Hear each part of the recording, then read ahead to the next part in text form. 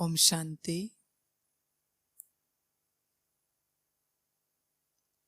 अव्यक्तवाणी 2 फरवरी 1969। अव्यक्त मिलन के अनुभव की विधि। 10वां पॉइंट है, अभी आप सबके साथ ही अव्यक्त रूप से स्थापना के कार्य में लगे रहेंगे। जब तक स्थापना का पार्ट है तब तक अव्यक्त रूप से आप सभी के साथ ही है। समझ गए? वतन में मम्मा को भी इमर्ज किया था। पता है क्या बात चली? जैसे साकार रूप में साकार वतन में मम्मा बोलती थी कि बाबा आप बैठे रहिए, हम सभी काम कर लेंगे। इसी ही रीति से वतन में भी यही कहा कि हम सभी कार्य स्थापना के जो करने हैं वह करेंगे। बाबा कहते हैं आप सबके साथ ही अव्यक्त रूप से स्थापना के कार्य में लगे रहेंगे। जब तक स्थापना का पार्ट है तब तक अव्यक्त रूप से आप सभी के साथ ही है।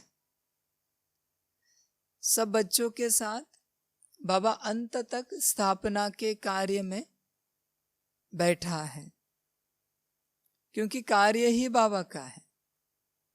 बाबा के बिना ये कार्य कोई और नहीं कर सकता। तो बाबा जब तक स्थापना पूरी नहीं होती तब तक कहा नहीं जाएगा। भले तन बदले, स्थान बदले, जैसे भी हो, लेकिन बाबा अंत तक साथ में रहेगा कार्य करने के लिए। अव्यक्त स्वरूप में रहेगा।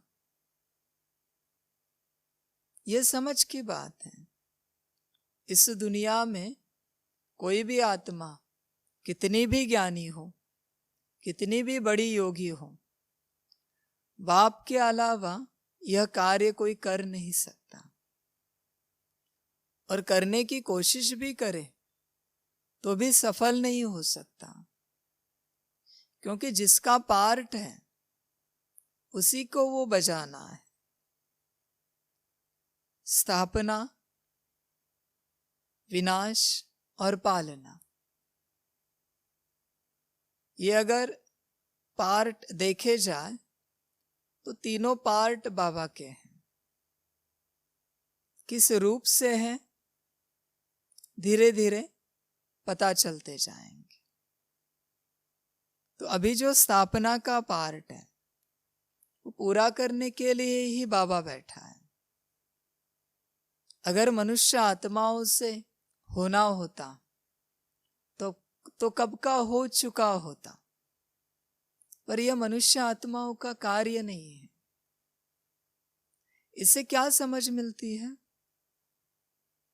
जो कार्य, भले छोटा कार्य हो, बड़ा कार्य हो, बाबा से रिलेटेड जो कार्य है, विश्व कल्याण से रिलेटेड जो कार्य है, वह बाप के बिना हो नहीं सकता। फिर विश्व कल्याण की सेवा के अर्थ, आप मोबाइल में एक मैसेज भी टाइप कर रहे हो, वो भी बाप के बिना हो नहीं सकता। आप करने जाओगे, होगा नहीं। इस बात को पक्का याद रखिए। कोई भी कार्य, विश्व कल्याण की सेवा अर्थ, झाड़ू भी लगाना है, बर्तन भी करने हैं, आप करने जाओगे, आप थकोगे। कुछ दिन के बाद संकल्प निकलेंगे, विचार चलेंगे, पता नहीं बाबा के घर में आके बस यही काम करने पड़ते हैं। झाड़ू लगाओ, बर्तन धो, ये करो, वो करो, इसी में सारा दिन चला जाता है। ये संकल्प क्यों उठे? क्योंकि आप कर रहे थे। जब बाप करता है और बाप को समर्पण हो के आपके द्वारा कार्य होता है, तो कोई भी कार्य हो, फिर एक बड़े स्पीकर का कार्य हो, कोई छोटा बड़ा होता नहीं, पर आपकी दुनिया के हिसाब से कि बड़े स्पीकर का कार्य हो या आपके हिसाब से एक माली का या छोटे झाड़ू लगाने वाले का कार्य हो, अगर बाप कर रहा है तो थकेंगे नहीं। तो अपने को चेक करो, जब बाप के साथ जुड़े हैं तो कार्य कौन करता है? बाप क्या समझाने दे रहा है इससे? यही कि जितने कार्य है मेरे, वो मैं ही तुमसे कराता हूं। अगर तुम्हें मैंपन आ जाता है कि मैं करता हूं, मेरे बिना होगा नहीं, मैं करने वाला हूं, तो गलत फहमी है। बाप किसी को भी उठा के किसी से भी कोई कार्य करा लेगा। बाप को तो क्या इंस्ट्रूमेंट की जरूरत है, बाकी सारा ज्ञान उसके पास है।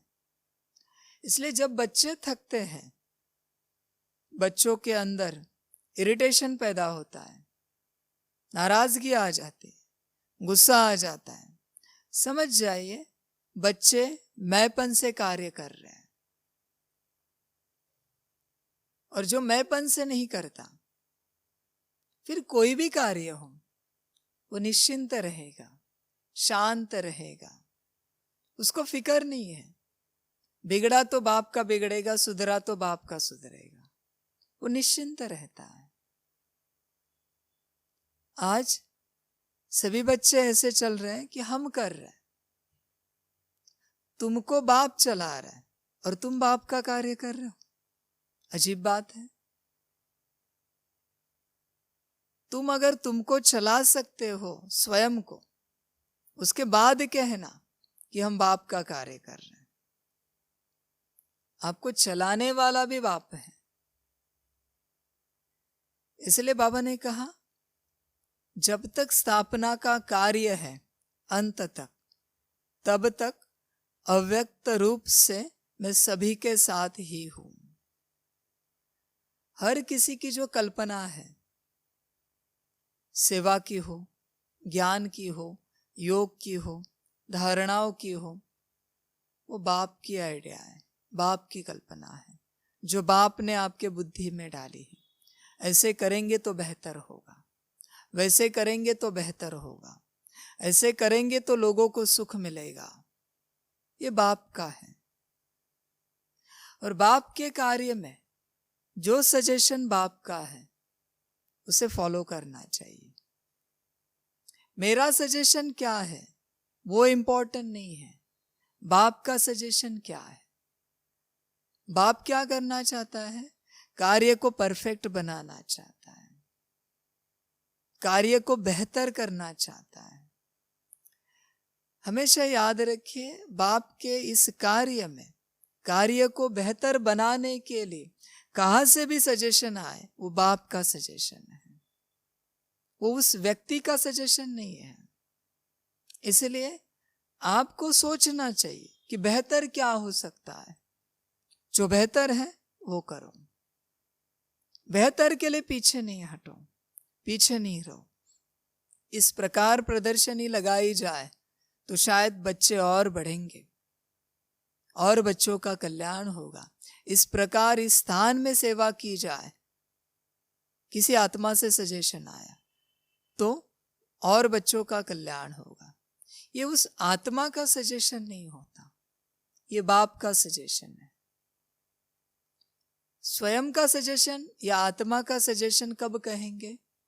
जब उसके स्वार्थ की बात है, तब वो खुद का सजेशन है। पर विश्व सेवा की जो भी बात है, वो बाप का सजेशन है। फिर किसी के द्वारा भी आए, किसी के द्वारा भी आए, रास्ते से आते जाते भी किसी ने कहा आपको कि हाँ आप यहाँ जाएंगे तो यहाँ बहुत सारे बच्चे हैं, बहुत सारे आध्यात्मिक लोग हैं, उनको ज्ञान देंगे तो शायद वो आपका ज्ञान स्वीकार करेंगे।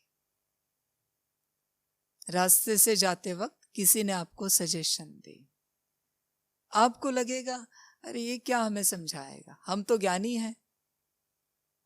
पर सजेशन क्या दी? विश्व कल्याण की। तो किसने दी? बाप ने दी। उस व्यक्ति को क्या पड़ा था कि आपको आके सजेशन दे? बाप ने आके सजेशन दिलवाई उसके द्वारा आपको कि इस रास्ते जाओ, यहाँ बच्चे बैठे हैं।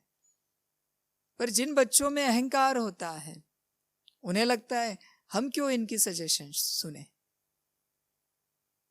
हम क्यों इनके हिसाब से चले। ये सारी बातें होती हैं, ये अहंकार होता है, ये अभिमान होता है और कुछ नहीं होता। हमेशा याद रखिए, बाप किसी को भी इंस्ट्रूमेंट बना सकता है। किसी बीच जंगल में फंसे हो, अचानक वहां कोई कुत्ता आ जाता है, आप कुत्ते को देखते हो, कुत्ता आगे आगे चलता है, आप पीछे पीछे चलते हो, और कुत्ता आपको रास्ते तक लाके छोड़ देता है। उसकी बुद्धि को चलाया किसने? बाप ने। किसी भी जीव जंतु की बुद्धि को बाप चला सकता है, किसी भी इंसान की बुद्धि को बाप चला सकता है। इसलिए जो बेहतर है वो हमेशा बाप दे रहा है, इसे याद रखिए। फिर वो किसी के द्वारा भी आए, बेहतर बनाने के लिए आया है ना। किसी ने कहा इस सब्जी में थोड़ा सा नमक एक्स्ट्रा हो तो बहुत अच्छी लगेगी, और सब्जी बन रही है बाप के बच्चों के लिए, तो समझ जाना सजेशन बाप ने दी है। आप अपनी सजेशन पकड़ के नहीं रखना, आप आपका पार्ट को पकड़ के नहीं रखना, जो बेहतर है उसे लेकर आगे बढ़ना, ये बहुत जरूरी है। जीवन में हमेशा सबकी सुनो, लेकिन बेहतर को चुनो, जो बेहतर है उसे ही चुनो। इसलिए अंत तक बाप साथ है, अव्यक्त रूप में। समझ गए?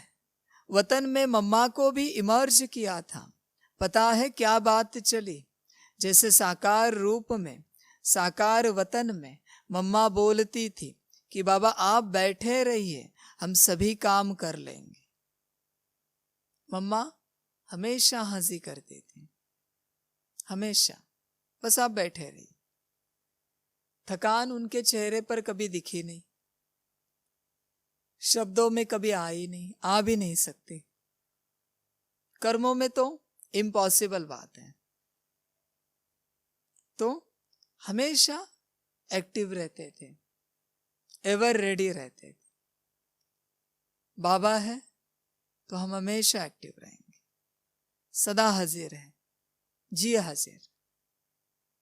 बाप ने जो कहा उसको एज इट इज, उसमें एक लेटर भी चेंज नहीं करती थी वो।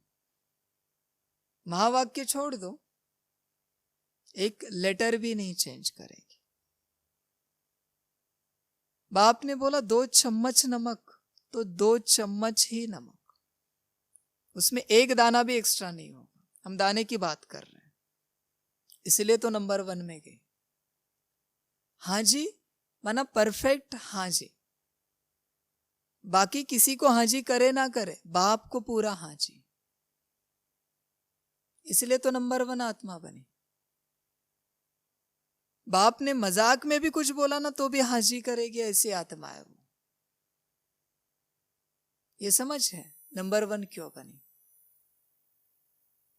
सब जानते हैं मम्मा कैसे थे, क्यों उनमें इतनी शक्ति थी।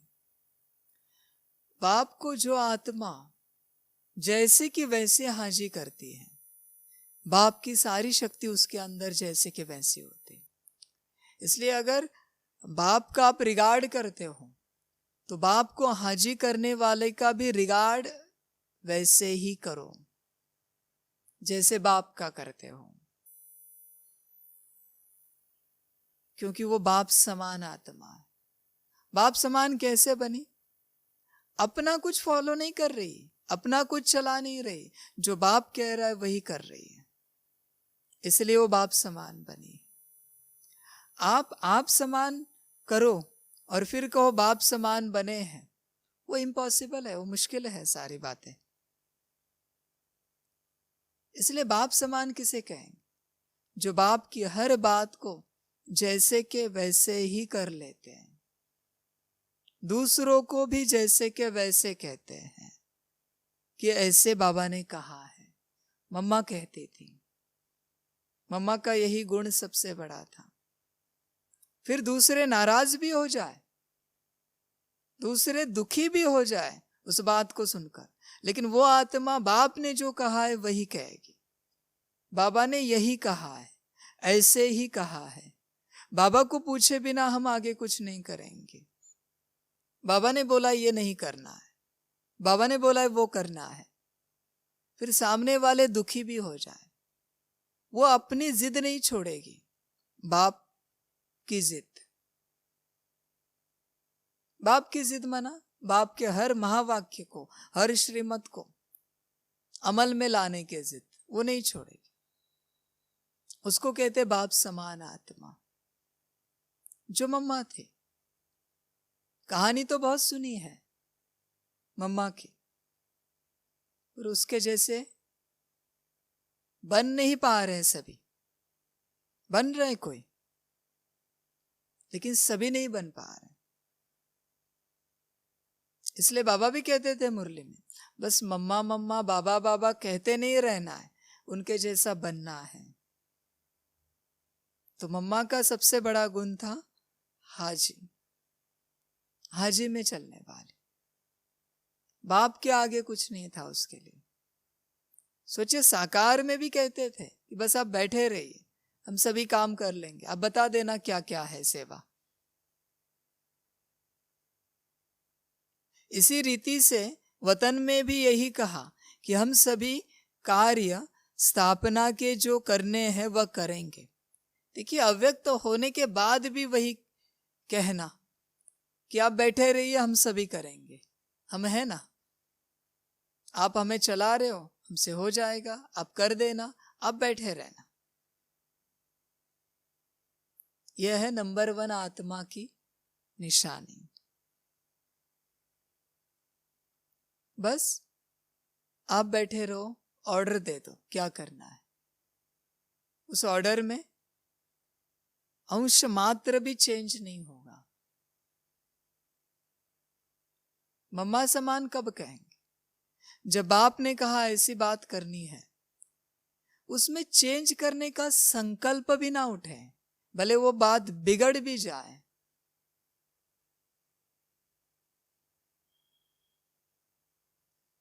आपने डाला है 2 चम्मच नमक सब्जी में, बाप ने कहा और 8 चम्मच डाल दो। संकल्प भी ना उठे कि सब्जी बिगड़ जाएगी। 8 चम्मच इतनी सी सब्जी में बाबा को हंसी आती। अभी उस 10 चम्मच से मैं क्या करूंगा आप नहीं जानते। बस बाप ने बोला और मम्मा ने किया। ये थी मम्मा। संकल्प भी ना उठे चेंज करने का। बाबा ऐसे नहीं, ऐसे किया जाता है। ये सिखाने का भी संकल्प उठना। आप बच्चों को समझ में आना चाहिए कि आप किसको सिखा रहे हो, किसको गाइड कर रहे हो, समझ में आना चाहिए। मम्मा की कितनी सारी कहानियां हैं। बाप बोले और मम्मा सुने, वो कुछ ना बोले, इसको मम्मा कहते हैं। कोई आर्गुमेंट नहीं। आर्गुमेंट तो छोड़ ही दो, संकल्प भी नहीं उठ रहा है कि बाबा ये करना सही नहीं है, ऐसे करना चाहिए, ये ठीक है, ये सही है। बुद्धि बंद बाप के सामने। मन बंद, पूरे विचार बंद, मुख भी बंद बाप के सामने। इसीलिए तो दूसरों के सामने तेज चलती थी, शक्ति स्वरूपा चलती थी। जो बाप के सामने बंद रहता है ना, वो दुनिया के सामने चलता रहता है। जो बाप के सामने चलता रहता है, वो दुनिया के सामने हमेशा बंद रहता है। समझने की कोशिश कीजिए। बाप को कोई सजेशन नहीं दे सकते। बाप ने बोला वो फाइनल, टॉपिक ओवर, वहां पर ही। उसके आगे कोई सजेशन नहीं कि ये सही रहेगा, वो गलत रहेगा। कोई सजेशन नहीं, कोई सही गलत नहीं है। इसको कहते हैं श्रीमत पर चलने वाले। और बाप की हर एक बात को जैसे के वैसे आगे पहुंचाने वाले, न कि उसमें अपने शब्द डालने वाले, उसको कहेंगे श्रीमत पर चलने वाले, बाप समान। तो वतन में भी मम्मा कह रही कि हम हैं, अब बताना हम करते जाएंगे। हम हमारे हिसाब से नहीं करेंगे। अव्यक्त होने के बाद भी भले हम संपन्न और संपूर्ण बने हैं, हमें सब पता है, फिर भी हम हमारे हिसाब से नहीं करेंगे। आप जो कहोगे, जैसे कहोगे, वही करेंगे। आप बच्चों के साथ ही बच्चों को बहलाते रहेंगे। ऐसे ही साकार में कहती थी, जैसे आप बच्चों को खुश रखते हो, वैसे ही हम सभी को खुश रखेंगे। जैसे आप बच्चों का ध्यान रखते हो, वैसे ही हम सभी बच्चों का ध्यान रखेंगे। इसीलिए तो यज्ञ माता बनी। वो सेवाधारी नहीं कहलाई जाती, उसे यज्ञ माता कहलाते हैं। बाकी सब सेवाधारी बनते रहे, क्योंकि मम्मा समान बाप समान नहीं बने। इसलिए अपने को चेक करो, आप कौन हो। वही वतन में रूह रूहान चली। आप सभी के मन में तो होगा ही कि हमारी मम्मा कहाँ गई। अभी यह राज इस समय स्पष्ट करने का नहीं है। बच्चे बहुत सोचते हैं, मम्मा कहाँ गई, बाबा कहाँ गए। आप अपना सोचो, आप कहाँ जाने वाले हो।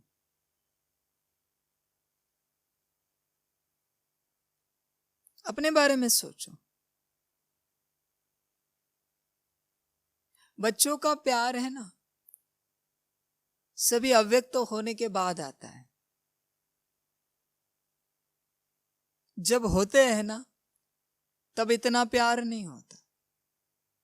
एक बार अव्यक्त हो गए, फिर प्यार उभर आता है। संसार की रीति से चल रहे हैं।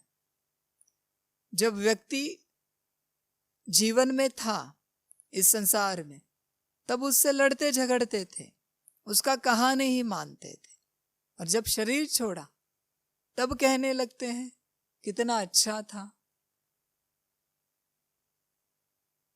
जब था तब सुख दिया नहीं, चला गया तब कहते हैं कितना अच्छा था। ये संस्कार है दुनिया का। यही संस्कार कुछ बच्चों में है, ब्राह्मण बच्चों में।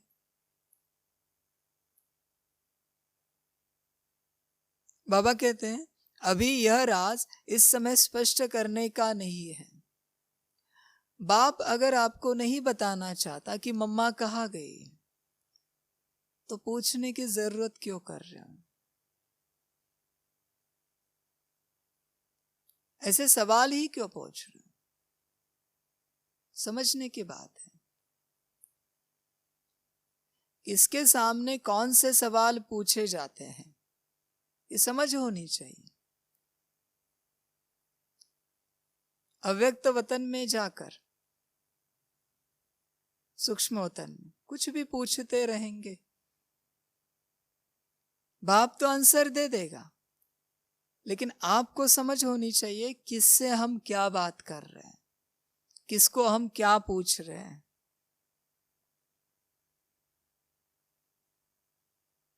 कुछ समय के बाद सुनाएंगे कि वह कहा और क्या कर रही है।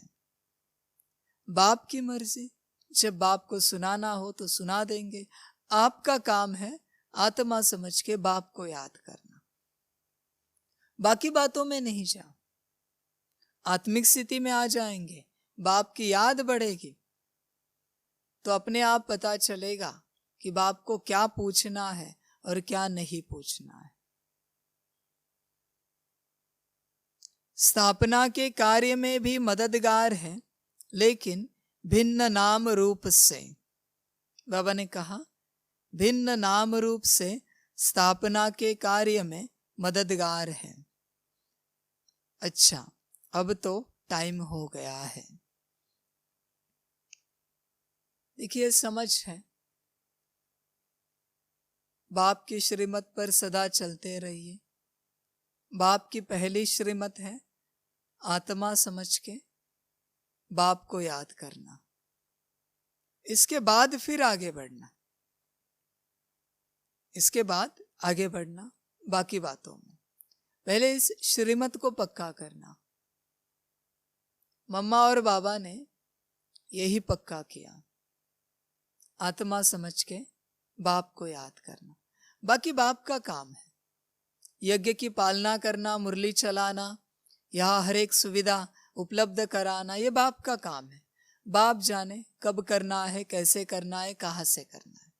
हमारा काम है आत्मा समझ के बाप को याद करना। पहली श्रीमत,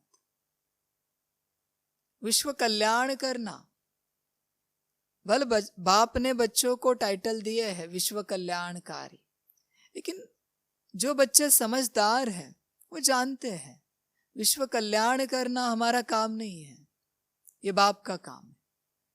हमारा काम है आत्मा समझ के बाप को याद करना, बाप की श्रीमत पर चलना, बाप जो कह रहा है उसी अनुसार चलते रहना, यह हमारा काम है। वो भी कब चलेंगे, जब आप समर्पण करेंगे। बाप ने सूरज को चांद बोला और चांद को सूरज बोला, तो भी याद रखिए वही है। आप उसे बदलने की कोशिश नहीं कीजिए कि बाबा सूरज नहीं चांद है, चांद नहीं सूरज है। उसने बोला तो वो वही है। इसे कहेंगे समर्पित आत्मा। जब बाप बात करें तो बस सुने और फॉलो करें, इसे कहेंगे समर्पित आत्मा।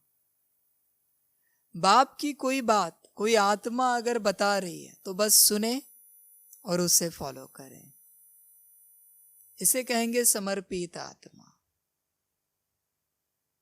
ये समझ होनी चाहिए।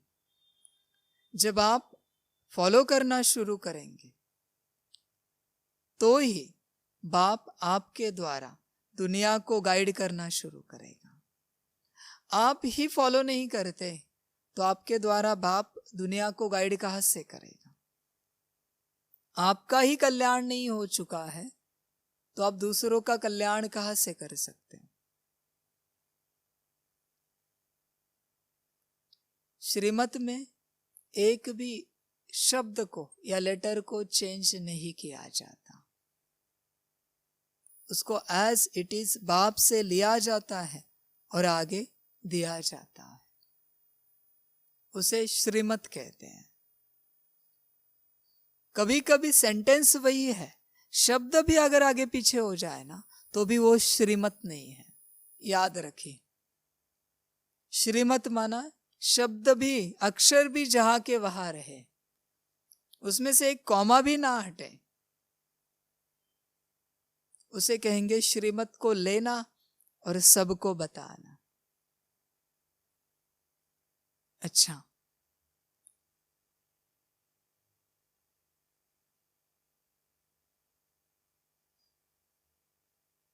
सभी बच्चों को पदम गुणा, याद, प्यार, गुड मॉर्निंग और नमस्ते। सदा खुश रहना, मौज में रहना और सदा श्रीमत पर चलते रहना। बाप को समझने की कोशिश करना, हो सके तो बाप क्या चीज है। बाप समझ गए तो आप अपने आप को समझ जाएंगे। इसलिए श्रीमत को फॉलो करने की कोशिश करना, उस पर चलने की पूरी पूरी कोशिश करना, श्रीमत मिली करना है और सदा खुश रहना। अच्छा, ओम शांति।